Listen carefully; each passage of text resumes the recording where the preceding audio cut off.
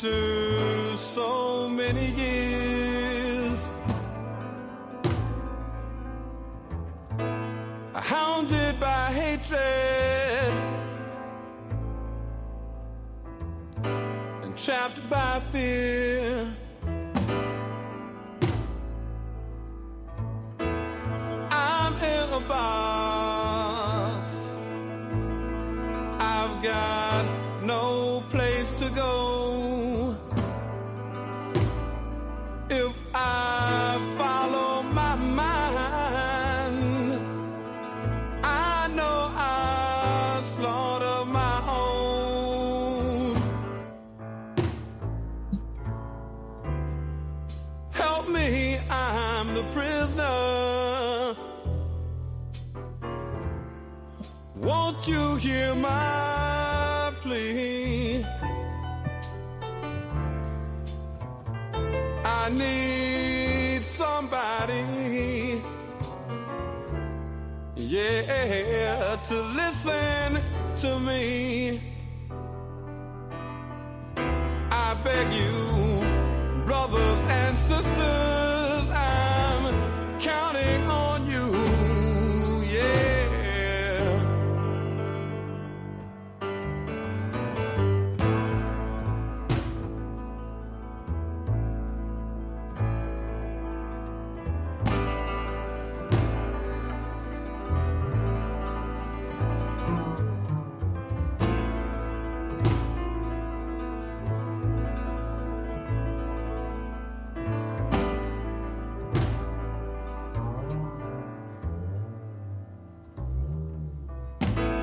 Black babies in the womb, shackled and bound, chained by the caveman who keeps beauty down, smacked on the ass when they're squalling and wet, heir to a spineless man who never forgets, never forgets that he's a prisoner. Can't you hear my plea? 'Cause I need somebody, Lord knows, to listen to me. I'm a stranger to my son who wonders why his daddy runs, yeah.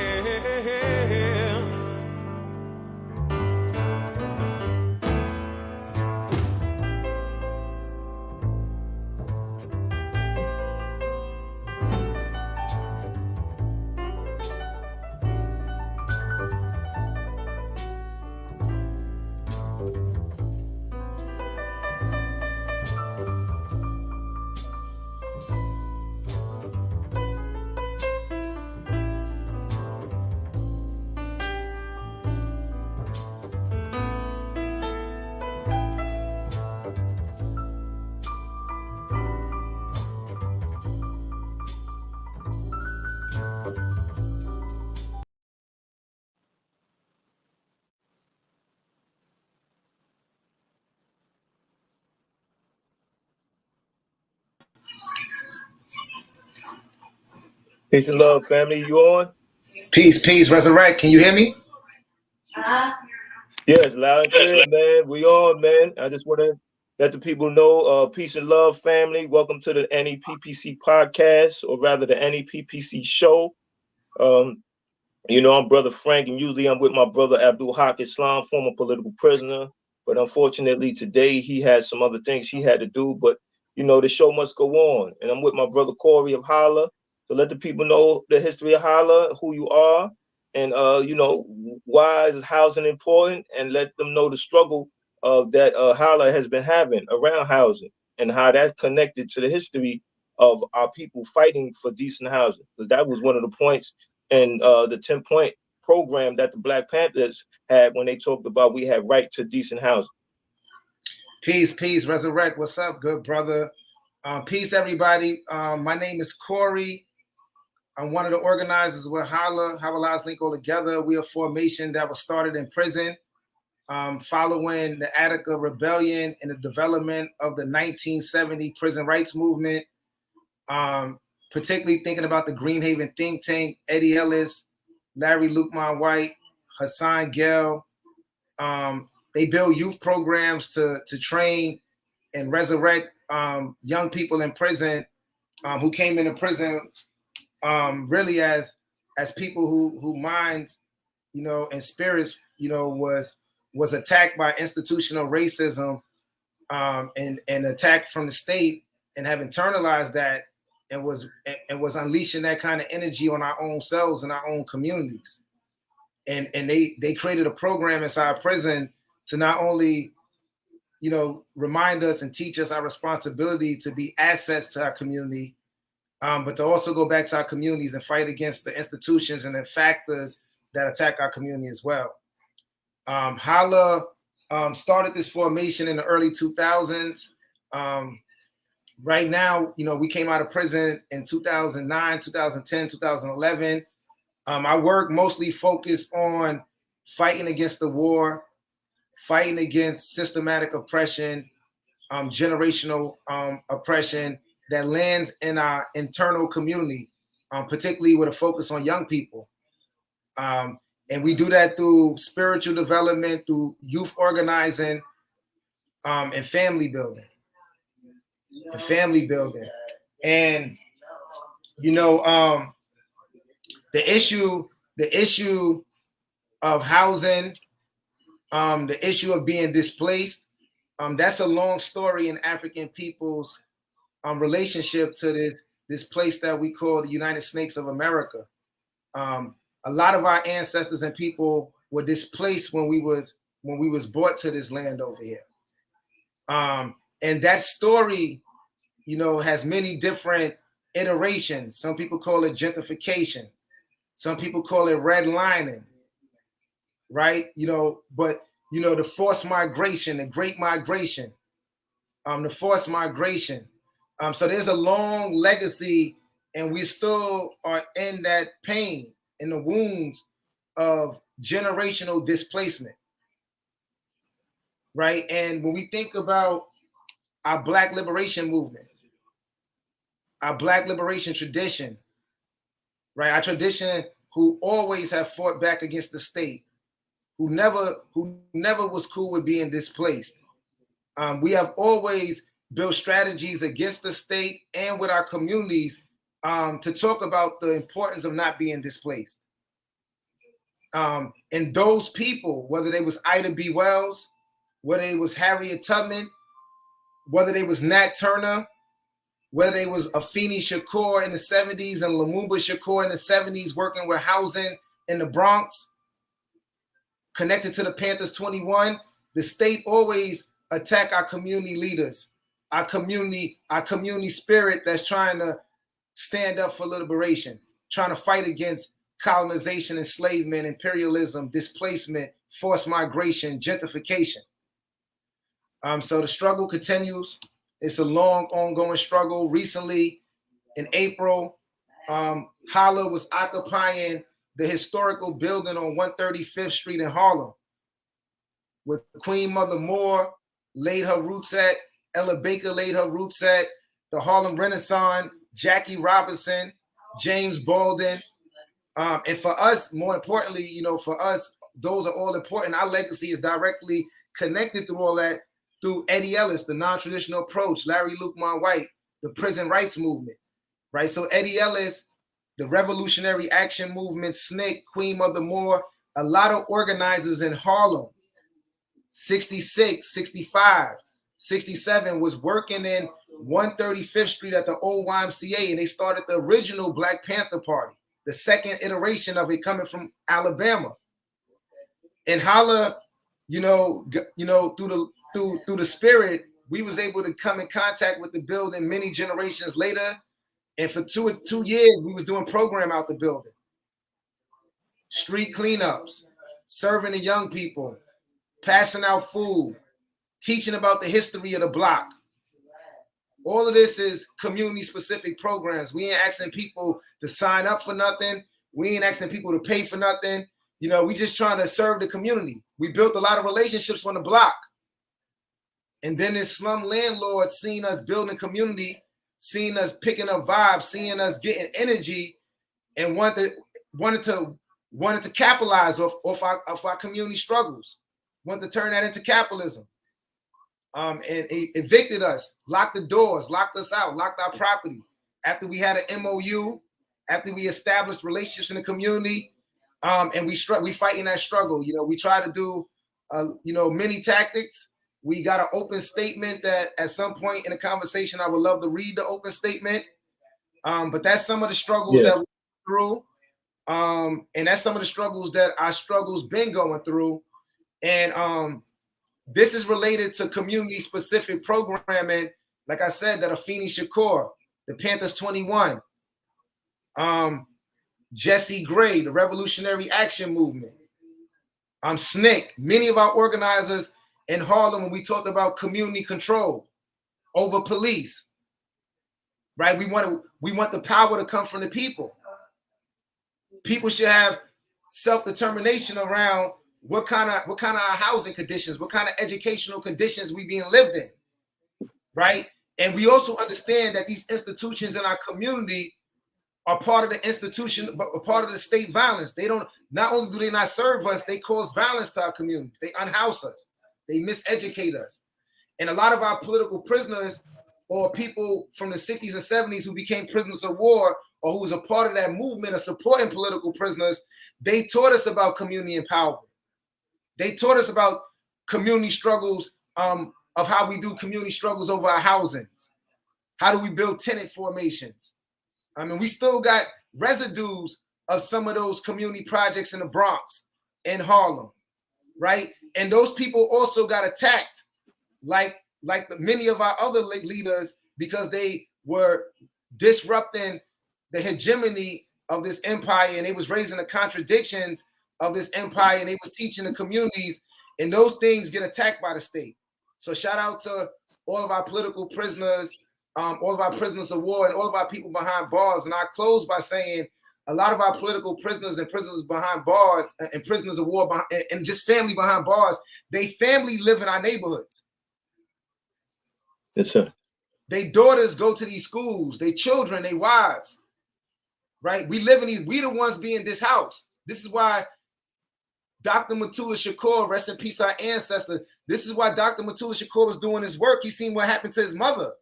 He seen how these institutions was treating his mother. Right? When we talk about the young lords and some of their stories and their struggles, they seen how the state was treating their mother and their fathers who didn't speak the language. Right? And how these institutions was neglecting them. Right? So we decided that we had to take over Lincoln Hospital. We had to take over the hospital. We had to take matters into our own hands, and the state attacked us for that. Right? So all these issues around community control, our community consciousness around these issues are directly related to the people who struggle most within our communities and how the state attacked those people as well. Thanks, brother. Absolutely, Ben. Very thorough, very to the point, and I appreciate you giving a historical analysis of the continuation of our struggle for self-determination, because we are engaged in full war of ideas, and that war is going to lead to casualties, martyrs, and political prisoners, or what I like to say, captured freedom fighters. I wanted to read the point that the Black Panthers made on a 10-point program when it said we want rights to decent housing. It said that we want decent housing fit for shelter of human beings. We believe that if the white landlords will not give decent housing to our Black community, then the housing and the land should be made into cooperatives so that our community with government aid can build and make them decent housing for our people. And I think that, you know, that has to be really understood and internalized, because now when we look at what Holla is going through, and we look at what our people are going through overall when it comes to housing, because there's a lack of affordable housing, there's a number of attacks that's going on. Now, who's going to be the force that's going to resist and stand up? You know, we got a sister by the name of Joy Powell. Joy Powell, prior to her incarceration because of her political activities, you know, she was organizing her community. She was making sure that the rights of the community was being heard by those who had the power to make sure that the community is provided for. And even though she's currently in prison, she's still adamant about what's right and what's wrong, and standing on the side of what's right, regardless of the consequences of her action. So I know that organizing is very important for us today, tomorrow, and the day after, because, you know, our children are watching us, as I've always said on this podcast, and I will continue to say, and we have to be accountable for the lives that they're going to have by what we decide to do today. So that's one of the things that I have tremendous respect for you and the rest of Holla, because you're out there doing the work. You know what needs to be done, and you know why it must be done. Because if we don't do it, who else will? And that's the way we show respect to those who are currently in prison, right? Because me and you, we've been on a visit to see Joy Powell, and we're gonna make another visit to her. And you know, when we have time, because I know our schedules are busy, we write to our political prisoners. So we have to keep political prisoners, captured freedom fighters, constantly engaged in our matters, our current matters. And that's the one of the focuses that this podcast is, to relate those issues of the past to the present, and those political prisoners who are currently in prison being casualties of that continuous fight. When you talk about the situation with Holla, and you talk about political prisoners, you know, what importance would you tell people that political prisoners have in the continuation of the fight? Because sometimes people don't include them as much as they could because they're in prison, and people just want to focus on the current fight. Ashe, peace to that, man. Free Reverend Joy Powell, free all of our political prisoners, free the land, free the land, free the land.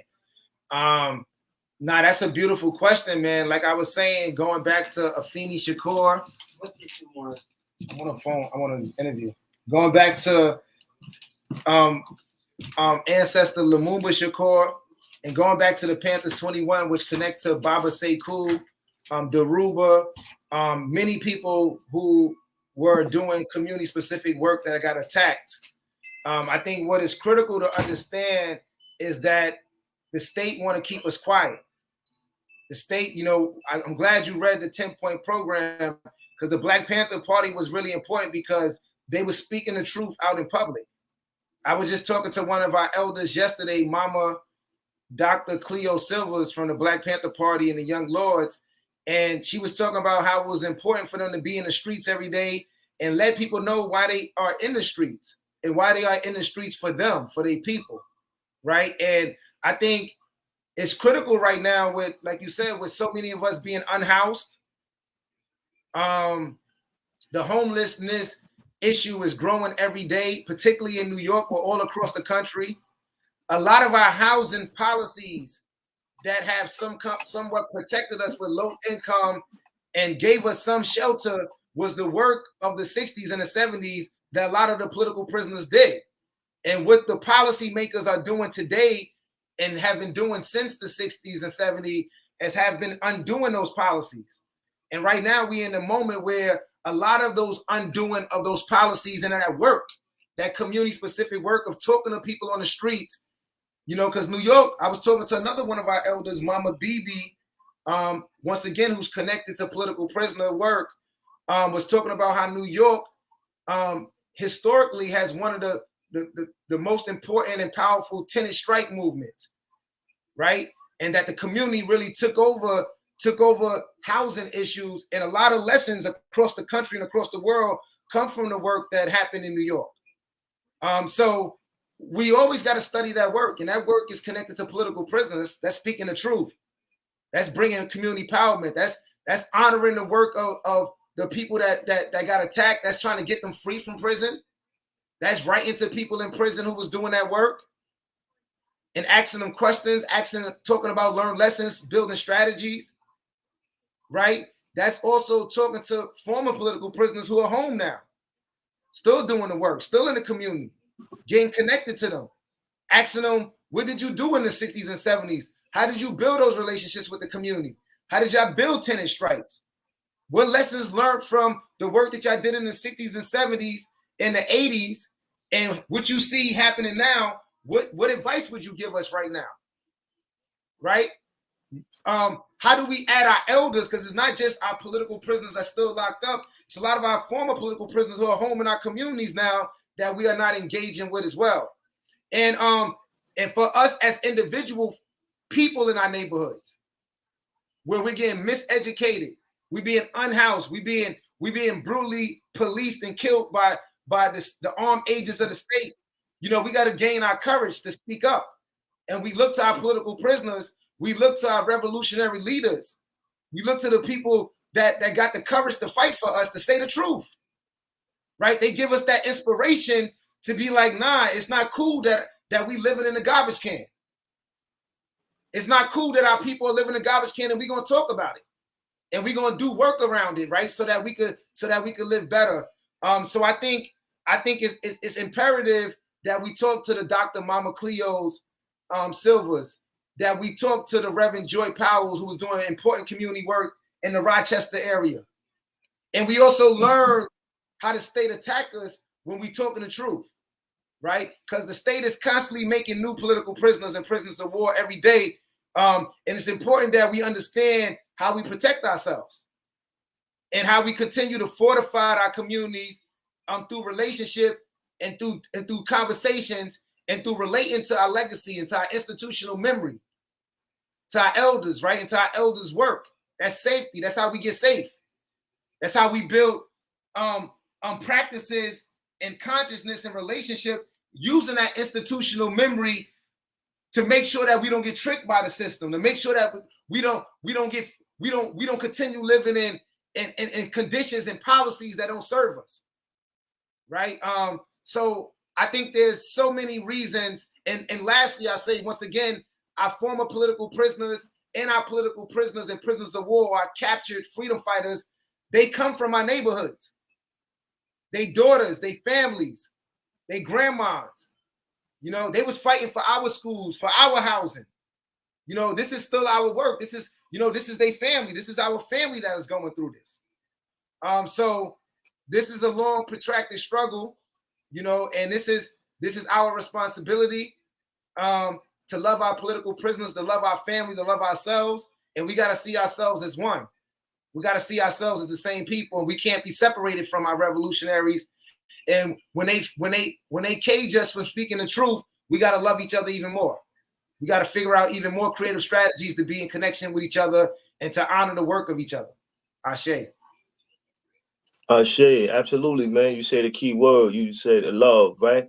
Love is going to keep us strong. Love is going to help us endure. Love is going to keep us fighting as strong and as powerful as we did when we first started. Because as you also said, it's a protracted struggle. That means there are going to be moments where you're going to be tired and you're going to want some rest. But then you have to look at that child that's looking for you for answers, and even those who are incarcerated who sacrifice and looking for you for attention, for support, for to be able to provide them with the necessary resources. Because we have to think about when our captured freedom fighters, our political prisoners are captured, you know, they have to deal with what the state is going to give them. They are state property, and the state is going to deal with them accordingly, right? They do have rights as prisoners, but, you know, they have to fight and make sure that that right is recognized and respected. One of the ways that they are able to fight is by having people write them, having people visit them, having people say their names, speak them, and have these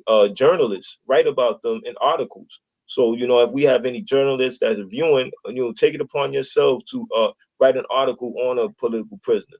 And if you are part of an organization that is claiming to serve the interests of the people, even if you're a nonprofit organization, make sure you teach the people about the history of resistance. And when you teach the people about the history of resistance, you include political prisoners, because that's one of the things that people have to start claiming, and that the political prisoners are identified in this history of resistance. Because often we hear about Martin Luther King, but we don't hear enough about him being a former political prisoner. We don't hear enough about just that aspect of his life, so we can recognize that he was willing to stand up regardless of those who are attacking him, and we should admire that, and admire those today who are stood up and are standing up and are still persevering. Because I know when we were on that visit with Joy Powell and we were speaking to her, and we left her, I still seeing her standing up with her fist in the air. She was indeed unbroken. And that is very inspiring. That makes me want to fight harder to bring her home. And Imam Jamil Al-Amin, I know he has health issues, but if you look at his body of work, it's going to stand the test of time. And when you go back to his body of work and you hear him speaking about America being violence in America being as like apple pie, it's just embedded in the system, in the fabric of the system. So when he's saying that, he's letting you know what you have to deal with. And that's very courageous for him to say that on a platform like that, because that's letting him know and us know that there's somebody on our side fighting for us regardless of what's going to happen. So when we talk about political prisoners, as you said, we have to look at them as family, right? Because I remember Professor Small saying, your political family should be more important than your biological family.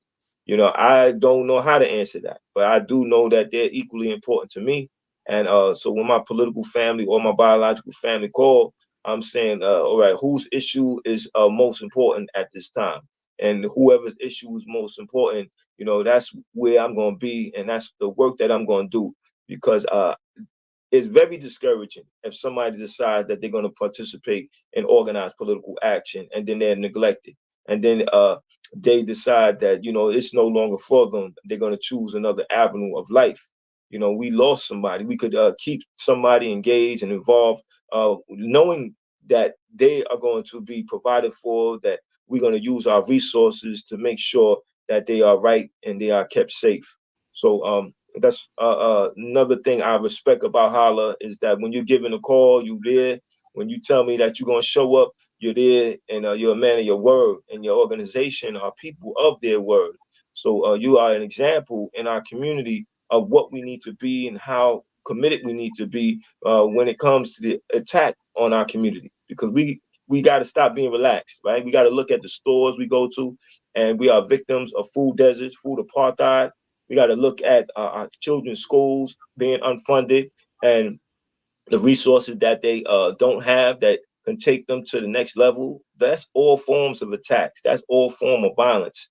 Those are a number of methods in which oppressor wants to subjugate us, wants to undermine our development. So we got to take it upon ourselves to do the necessary work, to engage our elders, learn from their mistakes. That's one of the things I loved about Sekou Odinga, is that he shared all his experiences. Nothing was private. If you asked it, he would tell it to you. Of course, you had to earn that, and you earned that through your work, through your practice, because anybody could say anything, but there's people who are true to their word, who say what they mean and mean what they say.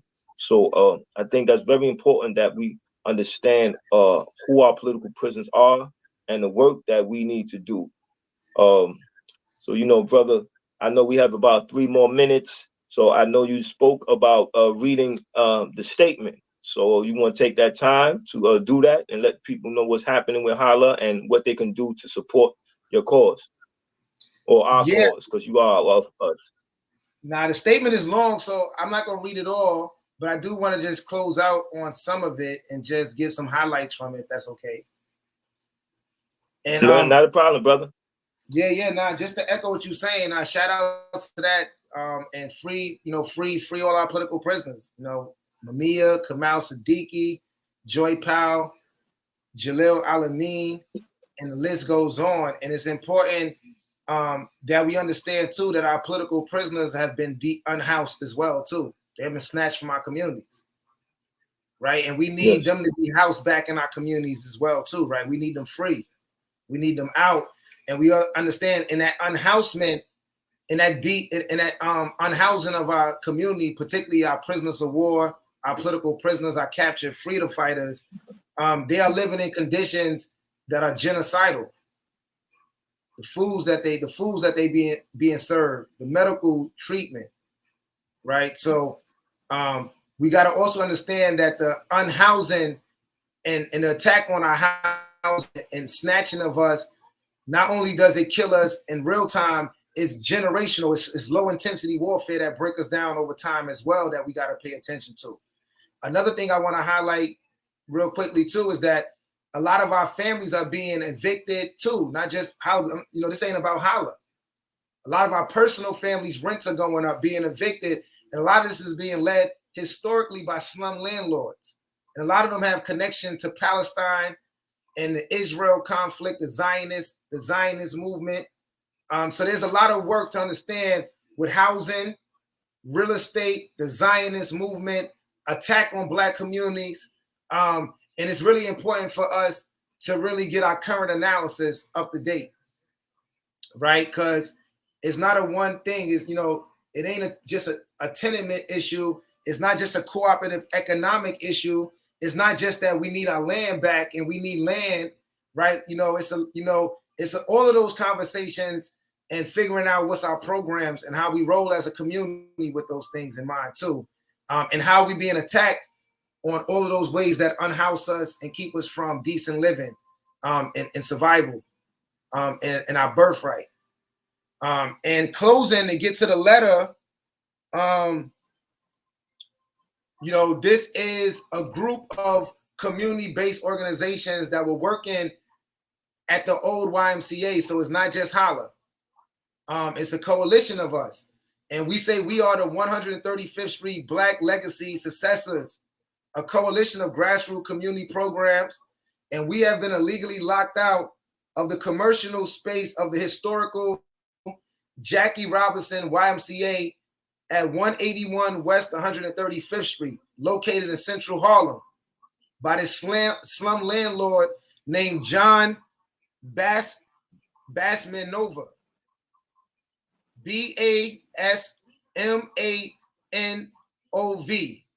John Bassanova. This is a matter of grave importance and is upon us, and we need your support and solidarity as our communities are experiencing mass violence, mass displacement, ethnic cleansing around the world, from Haiti to Palestine to Sudan to the Congo. This is a time that we follow the lead of our family in the global South and the student movement locally, and we got to take back our spaces. Right, this is a community, a local, national, and international issue of how slum landlords in the state and local and global policies are attacking local community and killing us, unhousing us. And Holla sees this as a local, national, and global struggle that's not just about us. We would love for you to get in contact with us. You can reach us at, let me give y'all Jasiri, one of the organizers at Holla. We're going to give you his phone number. If you got any questions, 917-615-7372. We're looking for, like I said, elders. We're looking for community members. We're looking for lawyers, we're working with the tenants of the old YMCA because they've been going through struggle with the slum landlord for the last 3 years, and they have the slum landlords in court. The slum landlord is responsible for over 3,000 housing preservation department complaints and 100 more violations across the city. This person has real estate and buildings all across New York City, violating Black people, brown people all across New York City. So once again, this is not just a Holla issue, not just a 135th Street issue. This person here is setting up shop and setting up systematic displacement and genocide. And he's connected to many other people like him in New York, across the country, and across the globe that are rolling out these practices on our communities. So please follow up with that. And we look forward to learning from other folks, taking questions, and getting support to get our land and our buildings back. Peace. Peace. All right, brother. So we're about to sign off, but let's provide that number again, brother. Once again, Jasiri Alturo from Holla. You can follow up with him. If any questions at 1917-615-7372. 917-615-7372. All right, brother. So we're going to sound off. Appreciate your time because I know how valuable it is. What's the call? Free them all. What's the call? Free them all. Free them all. Free them all. Don't let political prisoners die in prison. Peace, y'all. Free the land.